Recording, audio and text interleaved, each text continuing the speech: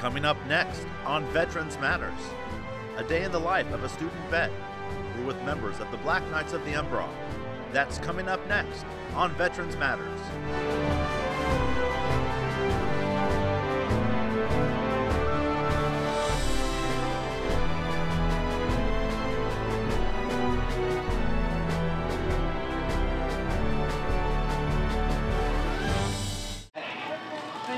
They should be dried out first, though. Yeah.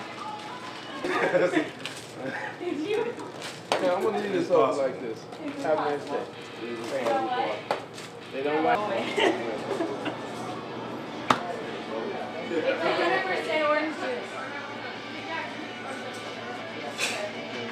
I can do that. Yeah, because you don't want it to fit with sanitary. Sorta.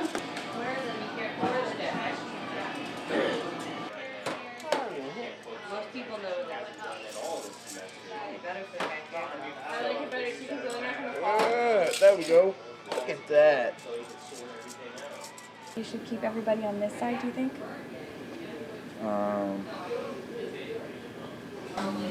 Okay. So that I don't want to mess up. Then.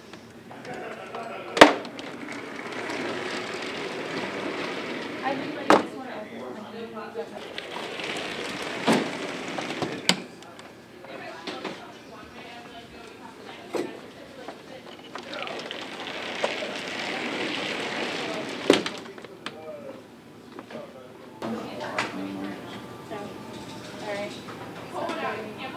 Okay. 13 cups. 13 cups of water. And then I'm going to take some extra water. No, I know. How much is that? This is 4. Are you sure? I'm joking. That's Pump your 4. water. And that's what I was telling Ann last night. I was just like, and it was before. And like any clothes. Here. But it'll stay warm in This here. is why we need For her. sure, I like you. It'll Put the still sausage right on there. that way it'll stay warm. And I'm just kind of thought of that too, but you know what? It's always been there.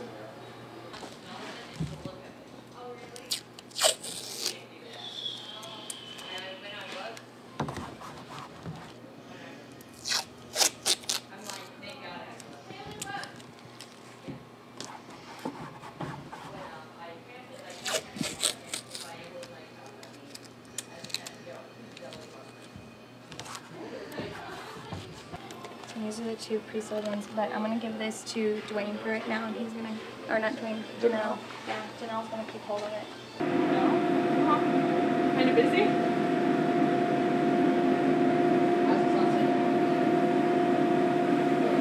That breaks clear.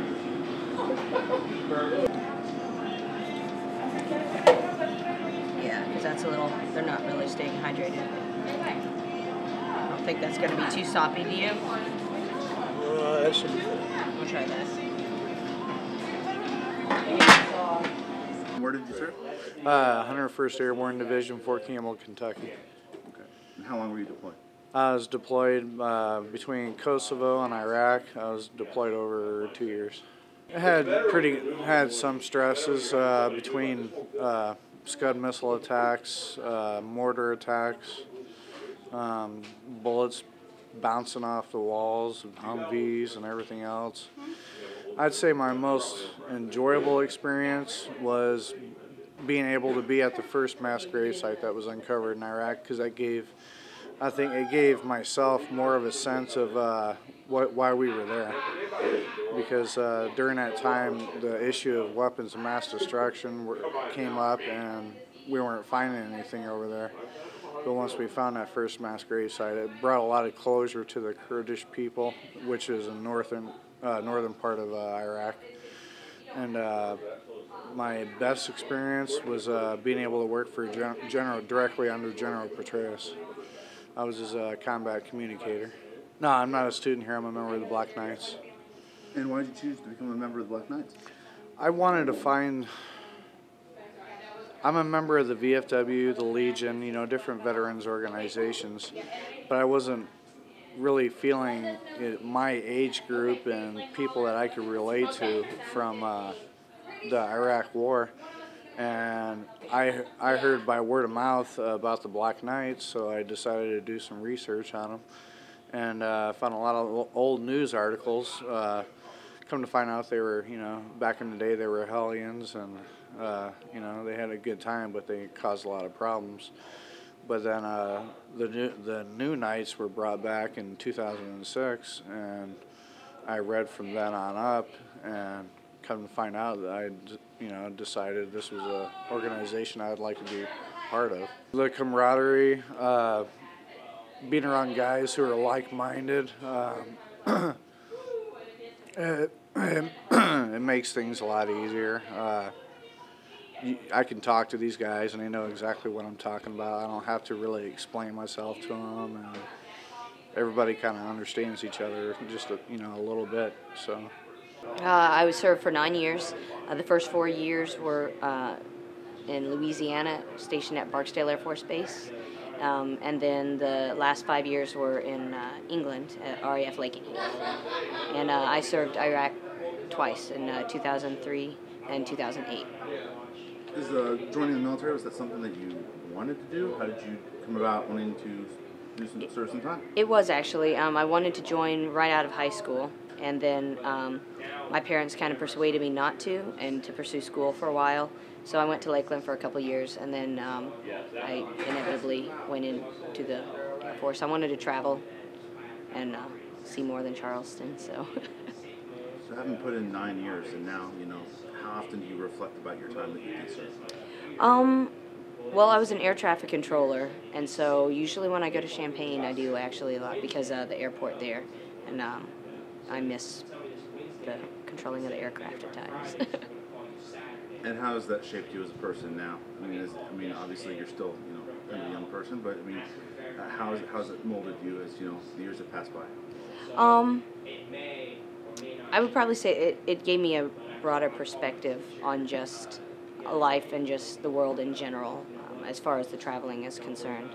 Living in England and stuff, you see the perspectives from both sides, not just from the United States.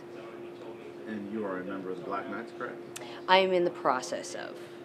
And yes. Why do you have interest in becoming a member of the Black Knights?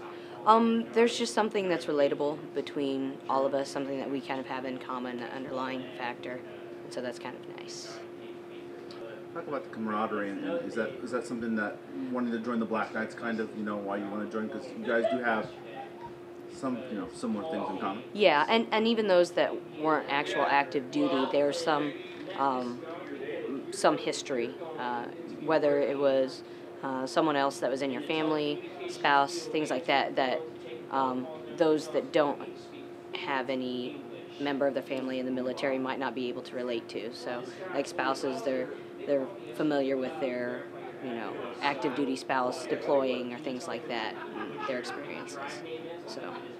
Is serving, is that something that are you done with it? Do you miss it? I am done with it. There are factors that I miss, and then there are factors that I don't miss as well. So, but I don't look back upon it negatively. It was an experience, good and bad. They made me who I am today. And what are you guys doing here today? You're at the VFW here in Charleston? Yes, we're at the VFW here in Charleston for a all-you-can-eat pancake breakfast, and we're raising funds for 7 of the members to go to the 23rd Annual Baton Memorial March.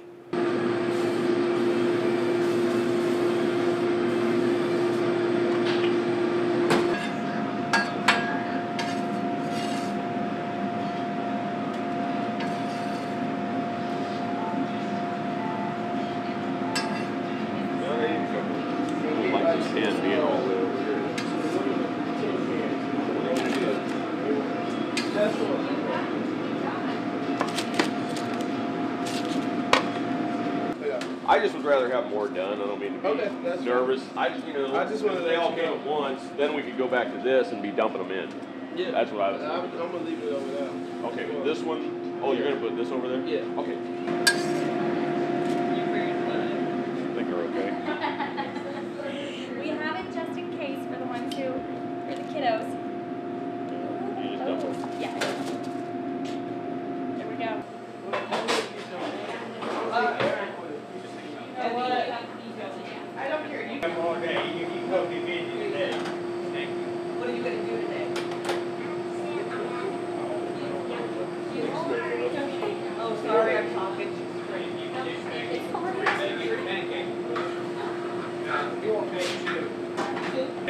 I'll get it. Why is it boring at your dad's work? Yeah. See you later, man. You just sit there? He make you work harder. It's good for you. One day you can be the boss and you can tell them what to He do. already is. He already is. He knows what to do. Coffee, we have milk and orange juice.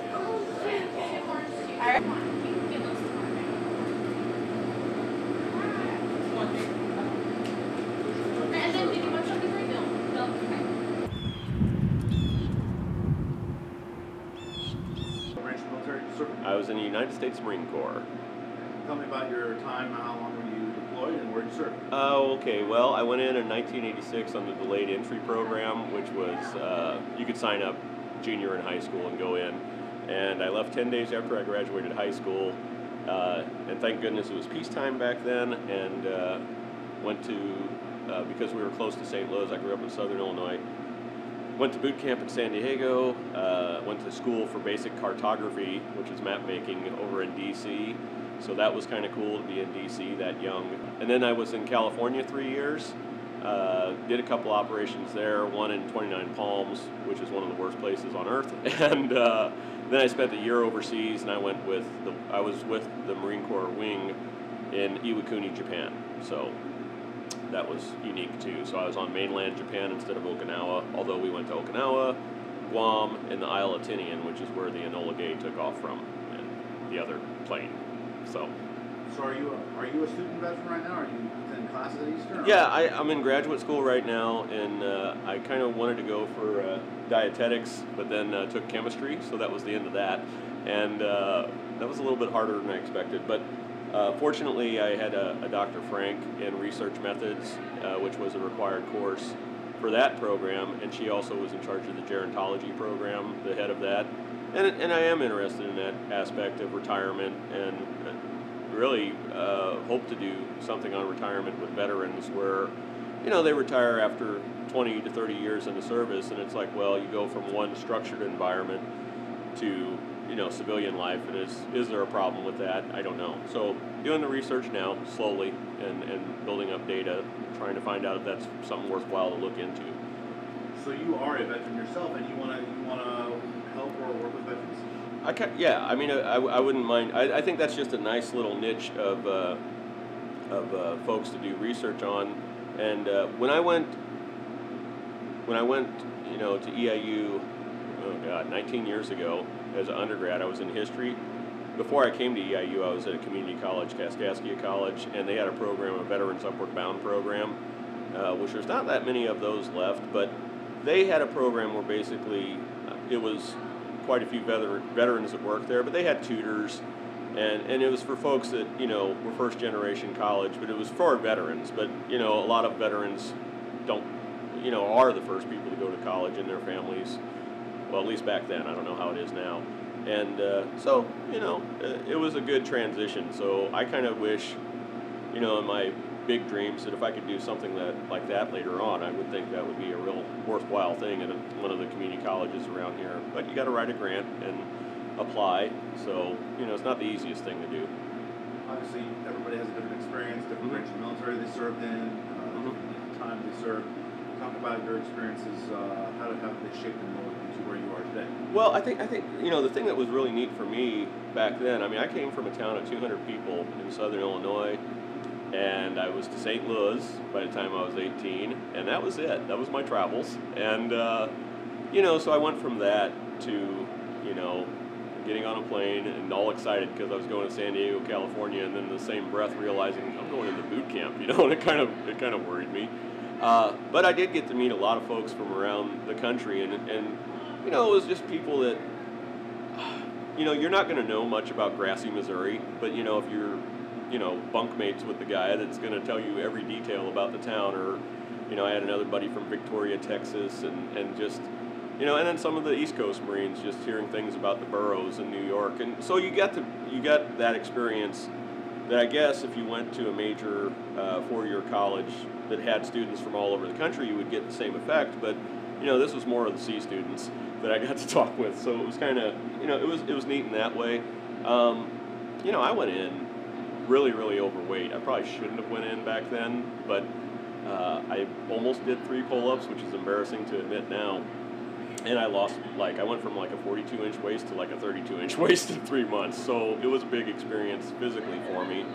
And I don't know, it just felt like I kind of grew up then, you know. But I still didn't really know what I wanted to do with you know, life in general. I just kind of was, you know, just doing the Marine Corps thing. And you know, as far as my experiences, I went up to a group headquarters. So I was up there with all the brass, with all the, and I think there was one general, but then almost everybody else was a colonel, and then a lot of them were upper ranking enlisted. So, you know, I was like the low man on the totem pole by a big degree, and that's a unique experience because most times, you know, in the Marine Corps especially, you know, you go and you're with your platoon or whatever, and, you know, you're with other people your rank, and here I was with a handful of enlisted people my rank, and then the majority being, you know, officers, so it made me nervous in that regard. So you are, you're a U.S. Marine Corps vet, and you're a grad student at Eastern, and you're a member of the Black Knights? I'm a blacksmith right now, so I am doing, you know, what is required to become a Black Knight. So I guess. What caused your interest to look into the Black Knights? Well, I met Mike Rubel, and I used up my GI Bill, and that was a big help too. I would have probably not went to college, but Illinois Veterans Grant and GI Bill, you know, it'd be silly not to go, and I wasn't really. So anyhow, to answer your question though, I met Mike and was talking with him, and I think he basically started working here the semester I came here full time, and I don't know, you know, I just kind of thought there wasn't this kind of an organization that I knew of when I went here 18 years ago, and I thought, well, it'd be kind of good to give something back and, you know, be a part of it, you know, and try to help out, and things like this are pretty, you know, it's good to be a part of something like this, I think, to be part of the community, and you know, I find it funny that some of the people, you know, are like served 4 years, and, you know, they feel a little out of touch with other students on campus, but, you know, I'm like 20 years older, and I feel a little out of touch too, so I can kind of see what they're saying, but I kind of laugh at them a little bit, so, yes. Your perspective of having served, you know, further back than some of the other vets I've, you know, in the group that I've interviewed, and, you know, again, we've all served during different times. How often do you reflect on when you did serve? It was funny, when I turned 38, I was shaving one morning, and I realized that it's like, wow, you know, and at that time I kind of went through a health phase in my life and started working out and, you know, doing a lot of cardio and all that kind of stuff, and, you know, was a lot more mature, but it did dawn on me that it's like, you know, I could have been done with my 20, you know, and I felt still pretty young, you know, but when you're 18, I just thought, man, it'd be forever in the service, you know, if you had to stay here 20 years, and, you know, I don't know, I think back to a lot of the guys and gals I knew when I was in, and just, you know, I wonder where they're at. I kind of wish Facebook existed back then because I lost touch with some of them, and I've kind of reconnected with a few. But, you know, I was always with either the 3 years in California. I was with office people, so I tried finding my old boss and couldn't find him, and he would have been quite a bit up there in age. But my last year, I was with a wing with an engineer detachment, and I've always, even at the offices, was in an engineer office. You know, it was cool. I mean, I always liked that feeling, like when we'd go on, do our little war games or whatever, and we had to set up a perimeter, and it would just be like, wow, we're like it, you know. I mean, we're like the line of defense, and you know, like I say, thank goodness it was peacetime. But, you know, it did give you that feeling that, you know, this can be done. I mean, you kind of understood that it's like, well, you follow your training and you do what you're supposed to do, and like I say, thank God it was all peacetime, and you know, but I had I guess a self-confidence that, you know, you just sometimes have to do what you got to do, and it'll work out.